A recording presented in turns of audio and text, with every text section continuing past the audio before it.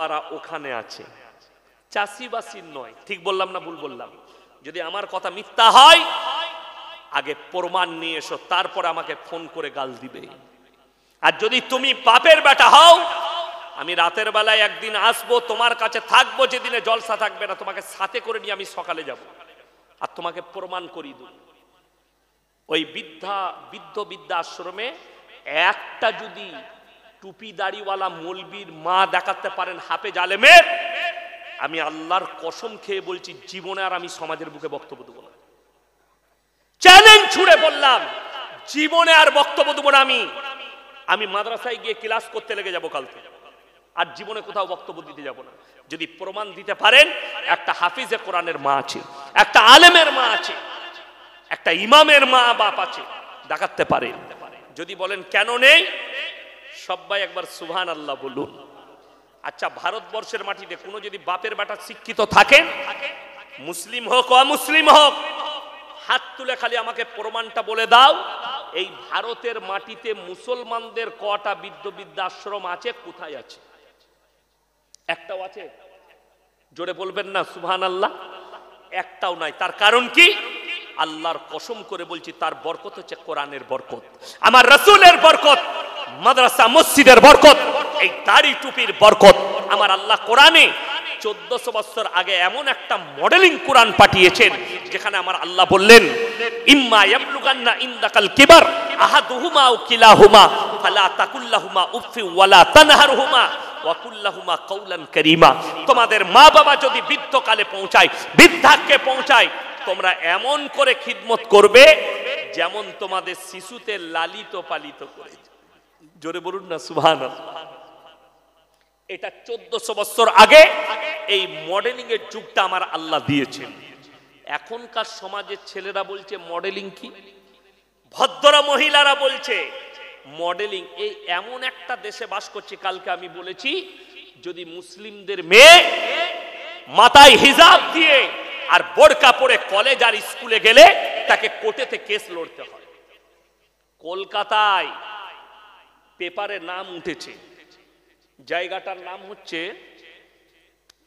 টালিগঞ্জ। টালিগঞ্জের একটা কলেজে একটা শিক্ষিকা হিজাব পরে গিয়েছিল, তাকে সাসপেন্ড করেছিল, তারপরে কেস হওয়ার পরে সে মাল আবার ফিরিয়ে নিয়েছে। বড় কষ্ট লাগে, দুঃখ লাগে। একটা মুসলিমদের মেয়ে হিজাব পরলে, বোরকা পরলে তাকে কোর্টে কেস লড়তে হয়, আর যদি কেউ ন্যাংটো ঘুরে বেড়ায় এয়ারপোর্টে তাকে বাহবা দেওয়া হয়, বিউটিফুল, নাইস। কেন? তার শরীর দেখতে পাচ্ছে, ওদিকে ভালো লাগছে। আমি বলেছিলাম ওই টালিগঞ্জের যে প্রিন্সিপাল যে ওকে সাসপেন্ড করেছে, ওই হারামের আওলাদ হচ্ছে জিনাখোর, মেয়েদের শরীর দেখতে পছন্দ করে, তাই তাকে বলেছে শরীর খুলে আসবে, মাথা খুলে আসবে, বুক খুলে আসবে, তাকে ওটা ভালো লাগে। আমার এটাই কষ্ট, দুঃখ, বেঈমান কাফেররা আপনার মাথায় চেপে বসলো। আজকের যুবতীরা বলছে মডেলিং এর যুগ, ছোট পোশাক পরাটা মডেলিং। হে আমার কলেজ ইউনিভার্সিটির যুবক যুবতীরা, ছোট পোশাক পরাটা যদি মডেলিং হয়, তুমি মাথায় রাখবে তোমার এলাকায় সব থেকে বড় মডেলিং হচ্ছে কুত্তাগুলো, যারা কোনো পোশাকই পরে না। তাদের থেকে বড় মডেলিং কেউ হতে পারে। যদি কেউ বলতে চাও স্কুল কলেজের প্রফেসর ইঞ্জিনিয়ার, এখানে আসুন, কোরআন খুলে দেখাবো। আমার মোবাইলে গোটা কোরআনের তাফসীর লোড করা আছে, আমি খুলে দেখিয়ে দেবো। আল্লাহ তাআলা কোরআনে বলেছেন নারীদের জন্য, ওয়াদরিব খুমুরিহিন্না আলা জুনুবিহিন, হে নারী তুমি নিজেকে ঢেকে নাও, পর্দা নির্ধারিত করো, তোমরা কোনোদিন ধর্ষিতা হবে না, লাঞ্ছিত হবে না। আপনাদেরকে বুঝাই, একটা চকলেট দোকানে বিক্রি হচ্ছে 1 টাকা দাম, সেটা খুলে বিক্রি হয় না প্যাকেটের ভেতরে, কথা বলে না, ছোট্ট প্যাকেটে। যদি ওইটা এই যে প্যালেট, এই প্লেটটার উপরে যদি খুলে রেখে দোকানের সামনে নামিয়ে বিক্রি করে, আপনি কিনবেন? কেন কিনবেন না? মাছি বসেছে, ধুলো পড়েছে, চকলেটের ইজ্জত নষ্ট হয়ে গেছে। হাইরে মানুষ, হাইরে শিক্ষিত সমাজ, তুমি কলেজে পড়াশোনা করছো, তুমি ইউনিভার্সিটিতে পড়ছো, তুমি নিজেকে প্রফেসর ইঞ্জিনিয়ার বলছো, তুমি নিজেকে ডাক্তার বলছো, অথচ তোমার কাছে একটা টগলেট সেটা যদি খুলে বিক্রি করে ভুলে পড়ে যাওয়ার কারণে তার ইজ্জত তোমার কাছে নষ্ট হয়ে যাবে। আর তুমি একটা নারীকে আল্লাহ এত মর্যাদা দিয়েছে, তোমার শরীর খুলে দিলে তোমার ইজ্জত বেড়ে যাবে। একটা নারীকে আল্লাহ এত মর্যাদা দিয়েছে। একটা কলা কেউ যদি ছিলে বিক্রি করে সেই কলা আর কেউ কিনবে না। কেন? এই কলাটার বেজ্জতি হয়ে গেছে, ধুলো পড়েছে, মাছি বসেছে। ভাইরা আমার, মা বোন, আল্লাহ তোমাকে এত ইজ্জত দিয়েছে, তোমার এতটা ইজ্জত আল্লাহ দান করেছেন। গোটা কোরআনে যতগুলো সূরা আছে পুরুষদের নামে একটাও সূরা নাই, নারীদের নামে আল্লাহ সূরা অবতীর্ণ করেছে, সূরা নিসা। জোরে বলুন সুবহানাল্লাহ। নারীদের মর্যাদার উপরে সূরা অবতীর্ণ হয়েছে। এখানে নারীদের সাবধান বাণী আছে, নারীদের মর্যাদা আছে, নারীদের ইজ্জত আছে। আমাদের সমাজের কিছু শিক্ষিত মূর্খ গুয়ার তারা মনে করে ইসলামের সব থেকে খারাপ হচ্ছে 4টা বিয়ে। ভাবে না, ভাবে না, বলছে রাস্তায় দাঁড়িয়ে মুসলমান 4 বিবি রাখতে। হাত তুলে বন্ধু, 4টা বউ কার আছে? এ কারো আছে 4টা বউ? আপনার কটা? আমারও একটা। কটা? একটাই। দিল্লি কা লাড্ডু जो खाएगा वो भी पछताएगा, जो ना खाएगा वो भी पछताएगा। একটাতেই ঝামেলা শেষ নাই, আর এরা বলছে 4টা করে বউ রাখো।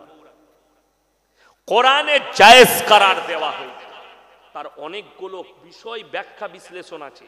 এই ব্যাখ্যা না পড়ে কিছু হারামের আওলাদ কলেজে পড়েছে, ইউনিভার্সিটিতে পড়েছে, মানে কোরআনটা কিনে নিয়ে গিয়ে মানেটা পড়ে বলছে ইসলামে 4টা বিয়ে আছে। হারামখোর ওই কোরআনের তাফসীর পড়ার জন্য, আপনাদেরকে ইমানদারির সঙ্গে বলি, কেউ মানে কোরআনটা পড়ে বলছে আমি কোরআনটা বুঝে গেছি, কোরআনের ব্যাখ্যা বুঝে গেছি।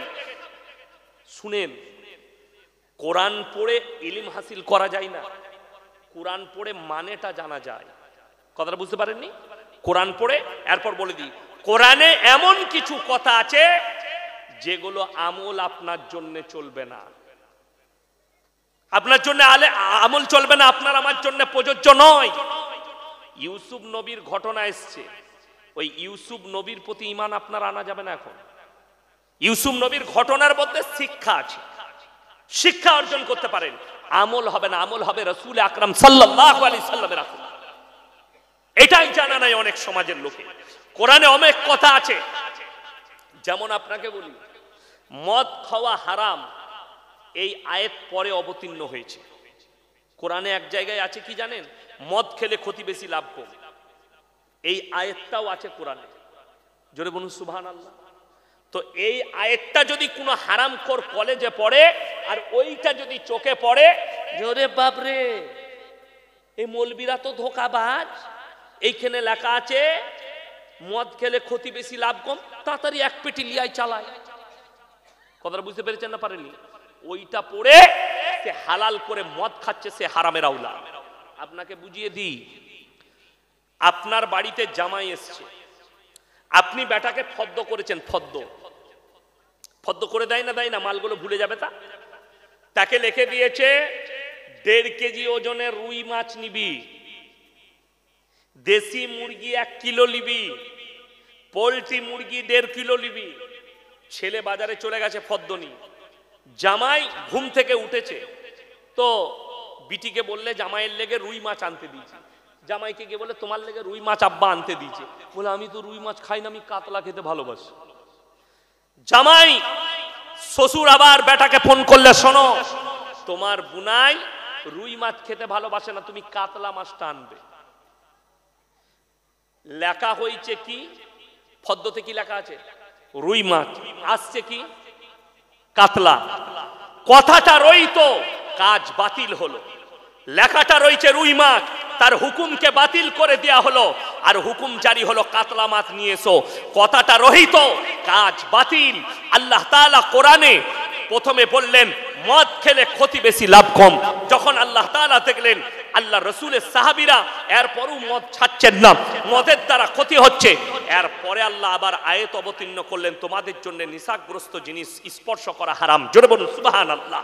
ওই কথাটা রহিত, কোরআনের আয়াত রয়ে গেছে, কাজকে বাতিল করা হলো। পরবর্তীতে যখন আয়াত অবতীর্ণ হলো, তোমার চোখে যদি ওই আয়াতটা না থাকে আর ওইটা থাকে, তুমি মদ পান করবে। এই জন্য আলেমের প্রয়োজন। আমি এখন এসছি বর্ধমান থেকে, আমি যদি আপনাদেরকে বলি বাবা আমি ইয়াসিন সাহেব জলসা করতে এসছি, আর আমি 6 মাস ধরে ক্যান্সার কিভাবে চিকিৎসা করতে হয় তার বইপত্রগুলো আমি মার্কেট থেকে কিনে পড়ছি, তো মোটামুটি আমি শিখে গেছি। অপারেশন করব, যদি কোনো ক্যান্সারের রোগী থাকে আমার কাছে নিয়ে আসবে, টিউমার আর ক্যান্সারে। যদি বলে হুজুর কি দিয়ে করবেন, কুদাল আর গাঁইতি দিয়ে করব। আমাকে কি বলবো, হুজুরের মাথাটা খারাপ হয়ে গেছে, বলবেন না? বলবেন না যে হুজুরের মাথাটা চলে গেছে? আচ্ছা, বই পড়ে কখনো চিকিৎসা করা যায়? কথা বলে না? দুটো বই পড়ে চিকিৎসা করা যায়? আপনি বলছেন ডাক্তার হতে গেলে তাকে ডিগ্রি হাসিল করতে হবে, আপনি বলছেন প্রফেসর হতে গেলে তাকে ডিগ্রি হাসিল করতে হবে, চিকিৎসা করাতে গেলে তাকে ট্রেনিং নিতে হবে, বাজাপ্তা মেডিকেল কলেজে তাকে পড়াশোনা করতে হবে, ডিগ্রি হাসিল করতে হবে। আর তুমি মানুষের কাছে কোরআনের তাফসীর করবে, তোমাকে মাদ্রাসায় পড়া লাগবে না, তোমাকে গ্রামার জানতে হবে না আরবির, তুমি খালি মানে কোরআন পড়ে লোককে ব্যাখ্যা করবে, তো তুমি অপব্যাখ্যা করবে। কোরআনে এমন কিছু কথা আছে যেগুলো আমল করা যাবে না, যেগুলো শুধুমাত্র রহিত হয়ে গেছে, কাজ বাতিল হয়ে গেছে। অর্থাৎ তুমি ওইটা আমল করতে লাগবে, তুমি যদি আলেম না হও। ওই জন্য আপনাকে বুঝতে হবে আমার ভাই, কোরআনে আল্লাহ রাব্বুল আলামিন ডাইরেক্ট বলে দিলেন ওয়ালা তাকরাবুজ জিনা ইন্নাহু কানা ফাহিশা ওয়া সাআ সাবিলা। ব্যভিচার করা অনেক দূরের কথা, যে রাস্তায় হয় ধারে পাশে যেও না। রাসূল আকরাম সাল্লাল্লাহু আলাইহি সাল্লামের কাছে যেদিনে পর্দা ফরজ হয়েছে, হাদিস শরীফে আছে, অনেক মূর্খ, জ্ঞান গর্ব অর্জন করা মূর্খ, জ্ঞান আছে কিন্তু তারা হচ্ছে মূর্খ। কেমন মূর্খ? পাপ করার জন্য মূর্খ তারা, তারা দিন বুঝতে চায় না। অনেকজন বলছে মৌলবীরা জানে না আল্লাহর নবীর বিবিও ব্যবসা করেছে। কে বললে আমরা জানি না নবীর বিবি ব্যবসা করেছেন? আল্লাহ রাসূল সাল্লাল্লাহু আলাইহি সাল্লামের প্রথম বিবি হযরতে খাদিজাতুল কুবরা রাদিয়াল্লাহু তাআলা আনহা, তিনি সেই যুগের আরব দুনিয়ার 10টা বড় ব্যবসায়ীর মধ্যে তিনি একজন ছিলেন। জোরে বলুন সুবহানাল্লাহ। কিন্তু যেদিন থেকে পর্দা ফরজ হলো সেদিনে কি বললেন জানেন? কে? হযরতে খাদিজা, ইয়া রাসূলুল্লাহ পর্দা ফরজ হয়ে গেছে, আমার যতগুলো ব্যবসার সম্পদ আছে আমি আপনাকে উর্সে দিলাম, আপনি 2 হাত খুলে ব্যবসা করুন আর ইসলামের জন্য খরচ করুন। জোরে বলুন সুবহানাল্লাহ। রিওয়ায়েতে আছে সেই দিন থেকে সাহাবীর এবং রাসূলের কোন বিবি পায়ের নখটা পর্যন্ত হুজরাখানা থেকে বের করে। এটা সহিহ হাদিস। আমার ভাই, আমাদের দেশে একটা নবীন নামে একটা অপব্যাখ্যা চলে। কি? অনেকজন বলে, শিক্ষিত লোক, আল্লাহর নবী বলেছেন শিক্ষার জন্য চীন দেশে পাড়ি দাও। শুনেছেন না শুনেননি? শুনেননি আপনারা? আল্লাহর নবী বলেছে শিক্ষার জন্য চীন দেশে পাড়ি দাও। এই হাদিসটা যদি কেউ দেখাতে পারে, বুখারী, মুসলিম, আবু দাউদ, ইবনে মাজাহ, নাসাই শরীফ, মিশকাত শরীফ, মুসলিম শরীফ কোন জায়গা থেকে বার করে, আমি ইয়াসিন ক্ষমা চেয়ে দেব তার কাছে। এইটা হাদিসই নয়, নবীর নামে অপব্যাখ্যা করা হয়েছে, নবীর নামে তহমত লাগানো হয়েছে। অরিজিনাল হাদিস যেটা সহিহ হাদিস, সেটা হচ্ছে নবীজি বললেন প্রত্যেকটা মুসলমানের নরনারীর জন্য দ্বীনি শিক্ষা অর্জন করা ফরজ। কথাটা বুঝতে পারেননি? দ্বীনি শিক্ষা কতটা? আলেম হওয়া লাগবে না, মুফতি হওয়া লাগবে না, মৌলবি হওয়া লাগবে না, আপনাকে অতটা ইলম হাসিল করতে হবে যতটা করলে হারাম হালাল চিনতে পারেন, দ্বীন আর বদ্দীন চিনতে পারেন, শিরক আর বিদআত চিনতে পারেন, কুফরি চিনতে পারেন। বেঈমান কাফেররা যে জালটা ছুটছে সেই জালটা যেন আপনার চোখে দেখতে পারে। এরা তো ঠান্ডা মাথায় আপনাকে জিনা করাচ্ছে আমাদের যুবক যুবতীকে। আল্লাহ রাসূল সাল্লাল্লাহু আলাইহি সাল্লামের হাদিস, বর্বরতার যুগের পাপগুলো আখরি জামানায় মডেলিং হয়ে ফিরবে। কোন শিক্ষিত সমাজের লোক থাকলে ইমানদারির সঙ্গে, এই আমার কলেজ ইউনিভার্সিটির পড়ুয়া ছাত্ররা শোনো, ছাত্রীরা শোনো, তোমরা আমার ভাইয়ের মতো, আমার বোনের মতো, তোমাদেরকে অনুরোধ করে বলে যাচ্ছি, বেঈমান কাফেরের অনুসারী হও না। সব থেকে ডেঞ্জার যে পাপটা কলেজ ইউনিভার্সিটির ছাত্রর কাছে ছুটে এসছে, সেটার নাম হচ্ছে সমকামী। ছেলেই ছেলেই বিয়ে, মেয়েতে মেয়েতে বিয়ে। জোরে বলুন নাউজুবিল্লাহ। এই পাপ যারা আলেম আছে তাদেরকে জিজ্ঞেস করুন, এই পাপটা নবীর যুগের পাপ নয়, এই পাপটা 400 বছর আগেকার নয়। এই পাপ হচ্ছে হযরতে লূত নবীর কওমের পাপ। যারা স্টুডেন্ট আছো তারা খুলে দেখবে, একটা সাগরের নাম রাখা হয়েছে মরা সাগর, যেখানে একটা পোকা মাকড় পর্যন্ত জন্মায় না। সেই সাগরেতে হযরতে লূত নবীর কওমকে আল্লাহ রুটির মতো পাল্টিয়েছেন, কোরআনে স্পষ্ট আছে। এই পাপের কারণে লূত নবীর বিবিকে আল্লাহ জাহান্নামী ঘোষণা করে দিয়েছেন, কোরআনে লাকির টেনে দেওয়া হয়েছে। এই পাপটা আজকের যুগের নয়, রাসূলের যুগের নয়। এই পাপ হচ্ছে হযরতে লূত নবীর কওমের পাপ। এই পাপের কারণে আল্লাহ রুটির মতো পাল্টিয়েছিলেন। হে আমার লূত, তুমি সরে যাও। হে আমার নবী, তুমি খালি পাহাড়ে বসে মজা দেখো। পাহাড়ের উপরে ছিলেন, আল্লাহ তার কওমকে রুটির মতো পাল্টালেন। তার দলিল যদি নিতে চাও, আর যদি মনে হয় আমি পাপ করব আর আমি বেঁচে থাকবো, তার মারাত্মক দলিল হচ্ছে কালাম, যেখানে দিন এবং রাত্রি পুরো রাত ব্যভিচার হতো, রাস্তায় জিনা হয়, ওই কালাই রাস্তার উপরে জিনা হতো, দিনের বেলায় জিনা হতো, গাছতলায় জিনা হতো, বাড়িতে বাড়িতে জিনা হতো, কুকুরের সঙ্গে জিনা হতো, মায়ের সঙ্গে জিনা করত, বিটির সঙ্গে জিনা করত।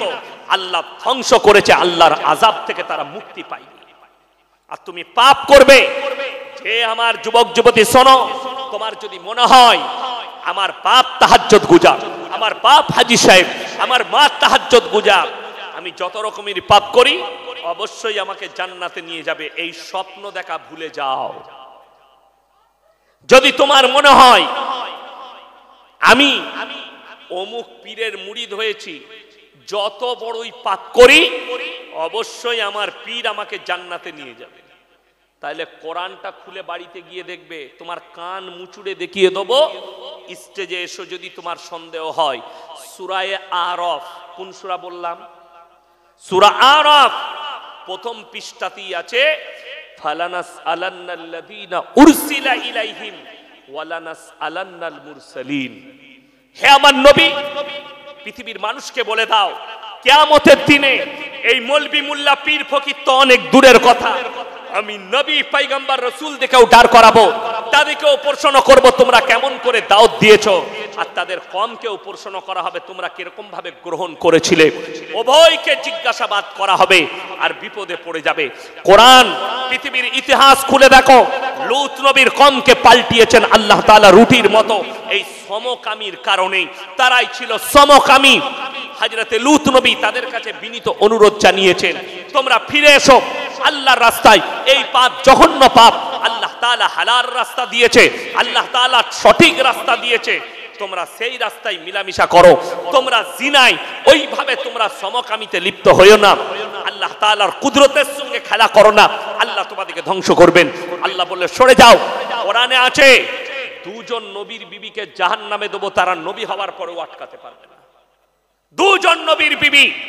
হে আমার কলেজ ইউনিভার্সিটির পড়ুয়ারা, যারা মনে মনে করছেন আমরা যত ধরনের পাপ করি, আমি যদি মারা যাই আমার বাম্মা দোয়া করে জান্নাতে দেবে, তোমার বাম্মা তো দূরের কথা, গোটা পৃথিবীর মৌলবীকে যদি এক কাছে করে দোয়া করাও, আর তুমি যদি পাপের সাগরে ডুবে থাকো, তুমি যদি বেঈমান হও আর কুফরিতে ডুবে থাকো, আল্লাহর কসম তুমি জান্নাতের খুশবু পর্যন্ত পাবে না। যদি বলেন কেমন করে, পৃথিবীতে নবীজির থেকে দামি লোক পৃথিবীতে কেউ এসছে? জোরে বলুন। আর কেউ আসবে? আসবে না।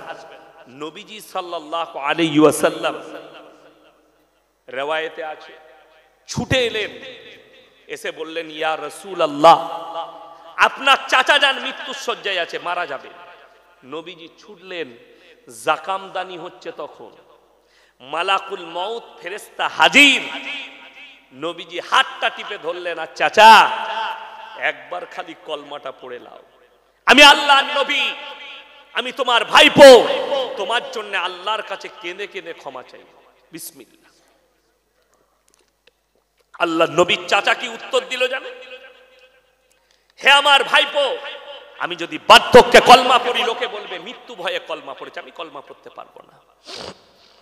আল্লাহ আয়াত পাঠালেন কার কাছে? নবীজির কাছে। কি বলে? ইন্নাকা লা তাহদি মান আহবাবতা ওয়ালাকিন্নাল্লাহা ইয়াহদি মান ইয়াশা। হে আমার বিশ্বনবী, পৃথিবীর মানুষকে বলো, হিদায়াতের দপ্তরটাই আমার আল্লাহর হাতে। আমার ইচ্ছা নেই তোমার চাচা কলমা পড়তে পারবে না। নবীজির চোখে পানি, আল্লাহ তাআলা ঘুরিয়ে দিলেন, বললেন তোমার চাচা কলমা পড়তে পারবে না, যেহেতু আমার ইচ্ছা নেই, আমার আল্লাহর ইচ্ছা নেই। রাসূলের চোখে পানি এলো, চাচা যান দুনিয়া ছাড়লেন। এরপরে আল্লাহর নবী আল্লাহর কাছে কি বলে কাঁদতে লাগলেন, ওগো আল্লাহ, তুমি আমাকে যতদিন না নিষেধ করছো, আমি আমার চাচার কাছে, আমি তোমার কাছে আমার চাচার জন্য কেঁদে কেঁদে ক্ষমা চাইবো। আল্লাহ নবী এরপর কাঁদতে লাগলেন, আল্লাহ গো, এটা আমার চাচা, এটা আমার হিতাকাঙ্ক্ষী চাচা, আল্লাহ তুমি একে ক্ষমা করে দাও। আল্লাহর কাছে কেঁদে কেঁদে ক্ষমা চাইতে লাগলেন। আল্লাহ তাআলা কি উত্তর দিলেন জানেন? কি উত্তর দিলেন? যখন হাত তুলে কাঁদতে লাগলেন, আল্লাহ তাআলা আয়াত পাঠালেন। এখানে দুজনকে উপদেশ দিলেন। কজনকে বললাম? দুজন। মা কানা লিন নবিয়্যি ওয়াল্লাযীনা আমানু আন ইস্তাগফিরু লিল মুশরিকিন ওয়ালাউ কানু উলি কুরবা। হে নবী এবং মুমিন দুজনরা শোনো, তোমরা তাদের জন্য দোয়া করতে পাবে না যারা মুশরিক বেঈমান কাফের বাদ্দিন হয়ে মারা গেছে, যদিও তারা তোমাদের নিকটতম আত্মীয় হয়। কোরআন, যদি তোমার নিকটতম আত্মীয় হয় তাও দোয়া করতে পাবে না। আর বড় কষ্ট লাগে, বারাসাত সিগন্যালে 4 বোতল মদ খেয়ে মারা গেছে অ্যাক্সিডেন্ট হয়ে, বলে কোনো অসুবিধা নাই, বর্ধমান থেকে ইয়াসিন হুজুরকে দাওয়াত দেবো, মিলাদ পড়িয়ে দোয়া করে জান্নাতে ভরবি। তোর হুজুরও মার খাবে, তুইও খাবি। এইটা হচ্ছে দুঃখের। আপনি মনে করছেন জান্নাত এত সহজ? আচ্ছা বলুন তো, কোন মানুষ যদি রাস্তায় দাঁড়িয়ে থাকে পুকুরের পাড়ে, তার সন্তান পড়ে গেলে বাপ ঝাঁপ দেবে না? দেবে না? সাঁতার না জানলেও ঝাঁপ দিবে। পৃথিবীতে এমন একজন নবী, তিনি নৌকার ওপরে বসে নিজের সন্তানের মৃত্যুর তাণ্ডব দেখেছেন। তেনার নাম হচ্ছে হযরতে নূহ নবী। তিনারও বিবি জাহান্নামে যাবে। এই দুটো মায়েরা শুনবেন ভালো করে, এই দুটো নবীর বিবির মারাত্মক দুটো অপরাধ জাহান্নামে যাওয়া। নাম্বার 1, আল্লাহর অবাধ্যতা করা, আল্লাহর নবীকে না বিশ্বাস করা, আল্লাহকে না বিশ্বাস করা, এটা নাম্বার 1। নাম্বার 2, গুরুতর অপরাধ, নিজের স্বামীর অবাধ্যতা করা। আমাদের অনেক মেয়েরা স্বামীকে মনে করে এটা আমার গোলাম। এটা রাসূলের হাদিস। কিয়ামতের আলামতের মধ্যে একটা আলামত তোমরা বুঝতে পারবে, পুরুষরা, ছেলেরা যখন বিবির গোলামি করতে লাগবে। কিয়ামতের আলামত। কথাটা বুঝতে পেরেছেন? হ্যাঁ, অনেক যুবক আছে, বউ যদি বলে একটু পায়ে তেল দিয়ে দেবো, না না সোনা তোমাকে দিতে হবে না, আমি খুব ভালোবাসি। হারাম কর, তুই তো চরিত্রটা খারাপ করেছিস। তেল দিতে দাও, খিদমতটা শিখাও, দোয়া পাবে, স্বামীর খিদমত। তুমি গোলাম হয়ে গেছো। আমার ভাই, এই দুজন নবীর বিবি গুরুতর দুটো অপরাধ করার কারণে জাহান্নামে যাবে। হযরতে নূহ নবী নৌকার উপরে, তার ছেলে কিনান পানিতে হাবুডুবু খাচ্ছে, দরিয়ার পানিতে। আল্লাহ গোটা পৃথিবীতে প্রলয় ঘটিয়েছেন। আমেরিকার ক্যালিফোর্নিয়ায় যেমন ভাবে আগুন ধরিয়েছে, সুপার পাওয়ার হুঁটো গেড়ে দিয়েছে, নূহ নবী জাওয়ানায় আল্লাহ রাব্বুল আলামিন গোটা পৃথিবীকে ডুবিয়েছিলেন। মুফাসসিরিনরা লিখছেন, সমুদ্রের পানিকে আল্লাহ 1250 ফুট উপরে, 1200 ফুট উপরে তুলে দিয়েছিলেন। আর সব থেকে বড় পৃথিবীর প্রলয়, গোটা পৃথিবী ডুবে গিয়েছিল সেই যুগে। আর নূহ নবীর কম হাবুডুবু খেয়ে মারা যাচ্ছে।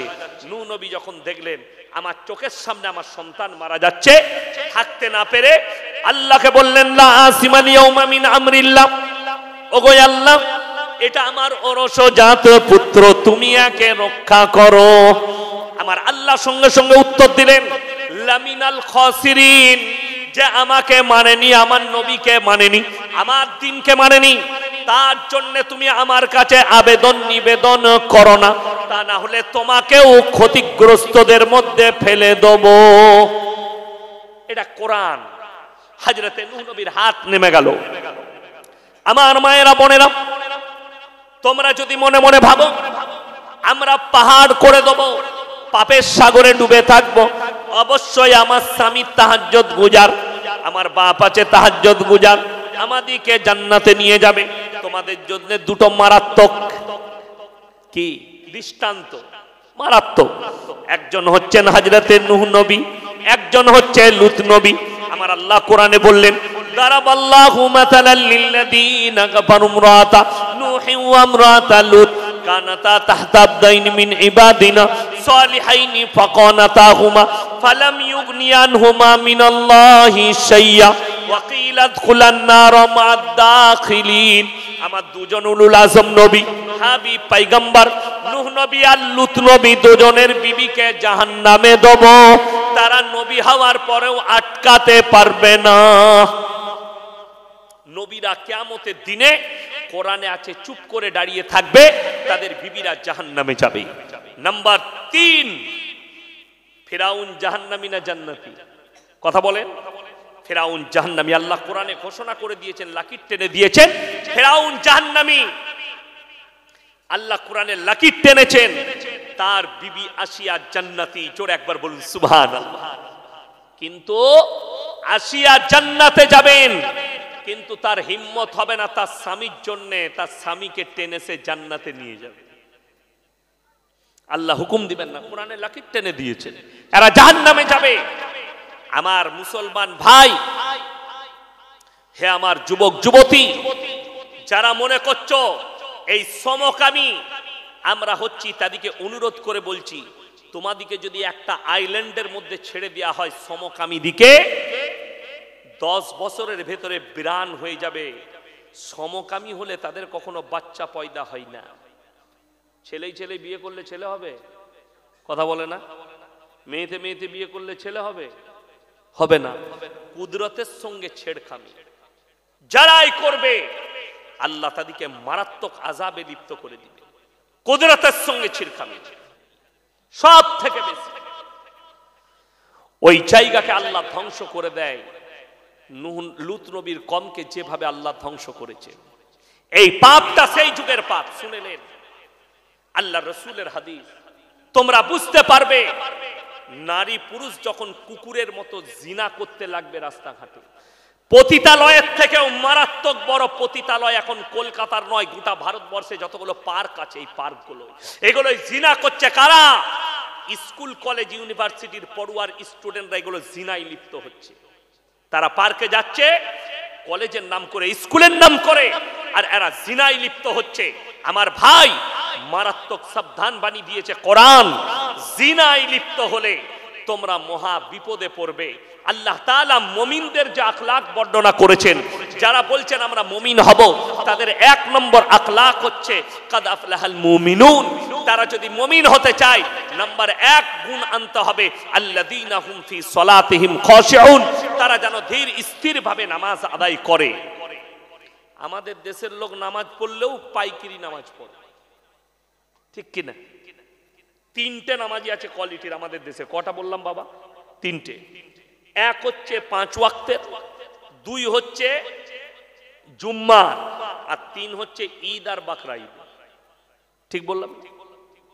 ঈদের দিনে লাপাই কারা বেশি? যারা জীবনে নামাজ পড়ে না, খালি ঈদ পড়তে এসে সেই মালটা বেশি লাপায়। পেছনে কাতারে দাঁড়াবে, শ্বশুররা একটা তোয়ালি দিয়েছে, হারাম করে তোয়ালি লেপটিয়ে চলে এসছে, হুজুর নিয়তটা বলে দিবেন তো। নিয়ত নিয়ে কি করবি বে? আত্তাহিয়াতু জানে না, দরুদ শরীফ জানে না, সানা জানে না, দোয়ায়ে মাসুরা জানে না, তাসবিহ জানে না, খালি বলছে হুজুর নিয়তটা বলে দিবে। ঝাঁটা জুতো খাবি, কবরে যা। আমি যেখানে নামাজ পড়াই, একজন কানে কানে এসে বললে হুজুর নিয়তটা বলবেন। আমি বললাম আত্তাহিয়াতু জানিস? হ্যাঁ। সানা জানিস? জি না।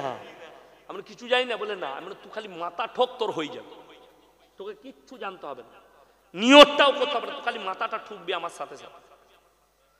কত দুঃখ লাগে, নামাজই জানে না। যেমন আমাদের দেশে, আচ্ছা কেউ যদি জানাজার নামাজ ছেড়ে দেয়, গুনাহ আছে? কোন মৌলবি যদি বলতে পারে গুনাহ আছে, আমি আর জীবনে বক্তব্য দেব না। কারুর যদি জানাজার নামাজ ছেড়ে যায়, কোনো গুনাহ নাই। কিন্তু কোন লোক যদি জেনে সুঝে ফরজ নামাজ ছাড়ে, গুনাহ আছে না নাই? গুনাহে কবিরা, বড় গুনাহ। আপনাকে দেখিয়ে দেব, জানাজার নামাজ হচ্ছে জোহরের পরে জানাজা হবে। যারা 5 ওয়াক্তের নামাজি তারা নামাজ